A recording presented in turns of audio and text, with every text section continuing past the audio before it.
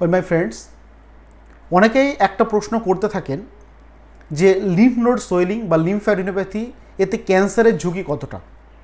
আজকে সেটা সম্পর্কে আমি আলোচনা করব। তো যেহেতু এটা একটা সিরিজ অফ ডিসকাশন হচ্ছে, তো আমি রিকোয়েস্ট করব আগের ভিডিওগুলো দেখে নিতে যে লিম্ফ নোড কী, লিম্ফ্যাডিনোপ্যাথি কী। তো এই lymphadenopathy means the swelling of the lymphatic gland বা swollen of the lymphatic gland.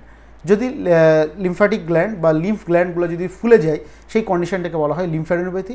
এই লিম্ফ্যাডিনোপ্যাথির বিভিন্ন কারণে কিন্তু লিম্ফ্যাডিনোপ্যাথি হতে পারে। তো এর মধ্যে ক্যান্সারও কিন্তু একটা বড় কারণ।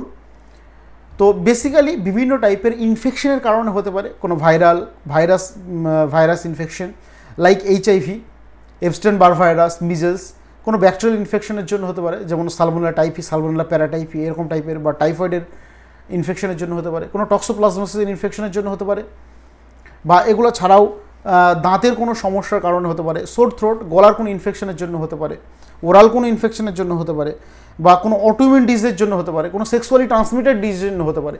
তো এগুলোর মধ্যে ক্যান্সার বা ব্লাড ক্যান্সার বা লিউকেমিয়াও একটা বড় কারণ ফর লিম্ফ নোড সোয়েলিং, বা লিম্ফোমা এটাও একটা বড় কারণ কিন্তু এই লিম্ফ নোড সোয়েলিংয়ের।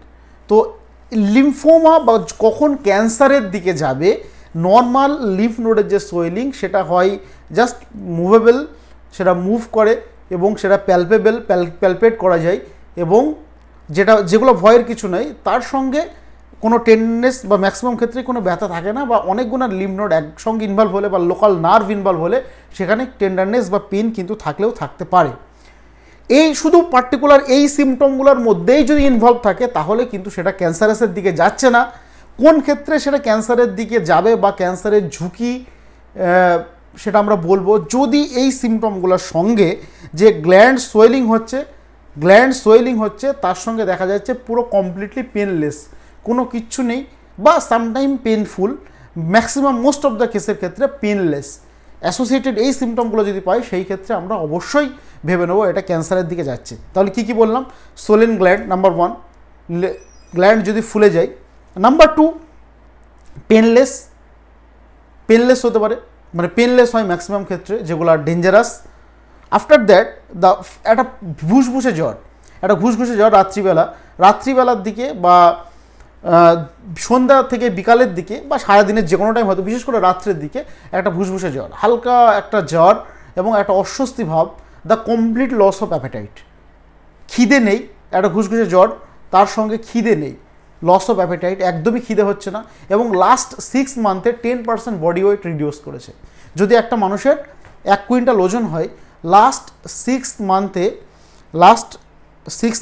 10% মানে 10 কিলো ওজন কমে গেছে, এরকম টাইপের ওয়েট লস যদি হয়, এবং complete absence for desire for food, মানে অ্যানোরেক্সিয়া বা কমপ্লিট লস অফ অ্যাপেটাইট যদি চলে যায়, এবং তার সঙ্গে ড্রেঞ্চিং নাইট সোয়েট, রাত্রিবেলা প্রচুর পরিমাণে ঘাম, কোনো কারণ ছাড়াই ঘাম, প্রচুর গরম না, একটা নর্মাল ওয়েদার, সেই ওয়েদারে রাত্রিবেলা প্রচুর শরীরে দরদর করে ঘাম হচ্ছে, ড্রেঞ্চিং নাইট সোয়েট। এবং এগুলো ছাড়াও দ্য প্লুরাইটিস বা ইচিং, হঠাৎ করে সারা শরীরে কোনো কারণ ছাড়াই প্রচুর চুলকাতে শুরু করলো, প্রচুর প্লুরাইটিস হচ্ছে এবং ইচিং হচ্ছে। এগুলো ছাড়াও ব্লিডিং হতে পারে এবং বনি পেন হতে পারে, হাড়ে যন্ত্রণা হতে পারে। এই রকম টাইপের সিমটম যদি থাকে, সেই ক্ষেত্রে অবশ্যই আমরা কিন্তু ভাবতেই পারি যে এটা লিম্ফোমা বা লিম্ফ নোডের ক্যান্সারের দিকে কিন্তু যাচ্ছে।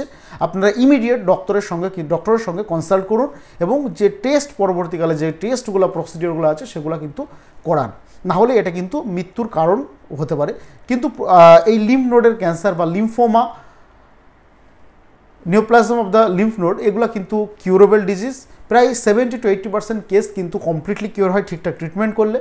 এগুলোতে ভয়ের কিছু নেই, অন্যান্য ক্যান্সারের মতো লাইফ থ্রেটেনিং নয়।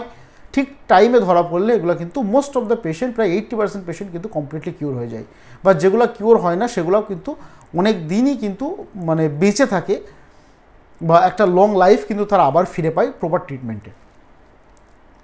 তো কী বললাম, লিম্ফ নোডের সোয়েলিংয়ের সঙ্গে কী সিমটম, খুব ভাইটাল, খুব ইম্পর্ট্যান্ট, এগুলো অবশ্যই আপনারা মাথায় রাখুন এরকম টাইপের সিমটম পেশেন্টের আসছে কিনা।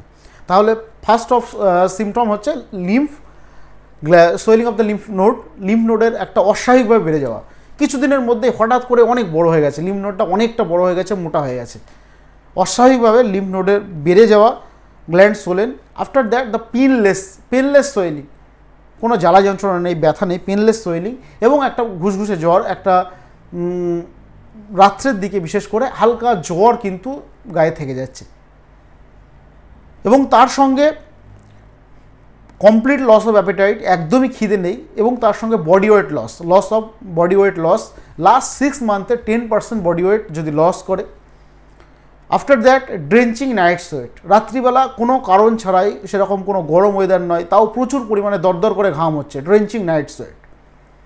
এবং তারপর আরেকটা symptom, most important symptom, this the pleuritis, কোনো কারণ ছাড়াই হঠাৎ করে এক্সেসিভ ইচিং হচ্ছে, সারা শরীরে কোনো অ্যালার্জিক ম্যানিফেস্টেশন বা অন্য কোনো প্রবলেম ছাড়াই হঠাৎ করে প্রচুর পরিমাণে ঘাম হচ্ছে শরীরে, drenching night sweat associated with pruritus বা excessive itching, suddenly appear excessive ইচিং।